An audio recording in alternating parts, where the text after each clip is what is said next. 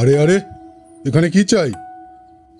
ঠাকুর মশাই, আমি একটু গোপাল ঠাকুরকে ভোগ নিবেদন করতে চাই।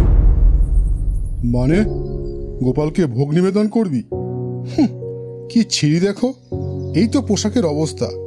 তুই জানিস না নোংরা অবস্থায় ভগবানকে ভোগ নিবেদন করা যায় না? কি করব তাহলে এখন?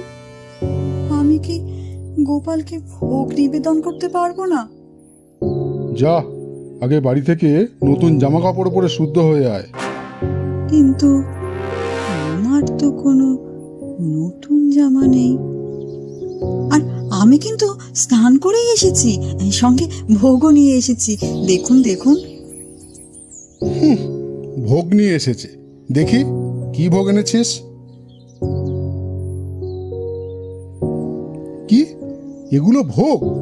এগুলো তুই ভগবানকে দিবি? তুই জানিস না ভগবানকে কাঁসার পাত্রে 56 পদ রেঁধে দিতে হয়? হে দীনবন্ধু, তুমি তো সর্বত্র বিরাজমান। আজ এই দুঃখিনীর দুঃখকে তুমি ঘোচাবে না? আজ আমি কিচ্ছু শুনতে চাই না। আমার ঘরে যা আছে আমি তাই রাঁধবো, তোমাকে তাই গ্রহণ করতে হবে।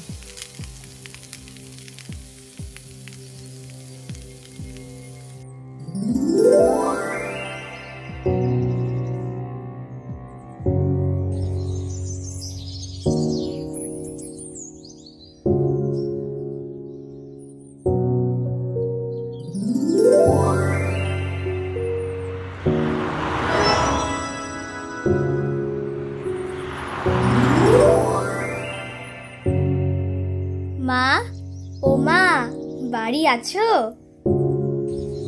কে? আমার না খুব খিদে পেয়েছে, একটু খেতে দেবে? হ্যাঁ বাবা, এসো এসো, ভেতরে এসো। তোমার নাম কি বাবা? কোথায় থাকো তুমি? আমার নাম গোপাল, আমি সব জায়গায় থাকি। আহ বাপু, তুমি বড্ড প্রশ্ন করো দেখছি। আমার খুব খিদে পেয়েছে। তুমি কি রেঁধেছো গো, বলো না। সেই মন্দির থেকে গন্ধ পাচ্ছিলাম, তাই তো ছুটতে এলাম। দাও না আমাকে খাইয়ে। আচ্ছা আচ্ছা, বুঝতে পেরেছি। দাঁড়াও দাঁড়াও, আমি নিয়ে আসছি। তুমি বসো এখানে। ও মা, তুমি কাঁদছো কেন? জানি না বাবা, কি যে হয়েছে আমার। তোমাকে দেখে, তোমাকে খাইয়ে আমার যে কি আনন্দ হচ্ছে বোঝাতে পারবো না।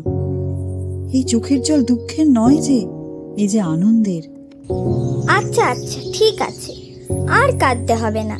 তুমিও খাও, আমাকেও খাইয়ে দাও। তুমিও তো সকাল থেকে কিচ্ছু খাওনি। আমি সকাল থেকে কিচ্ছু খাইনি, সে কথা তুমি কি করে জানলে বাবা?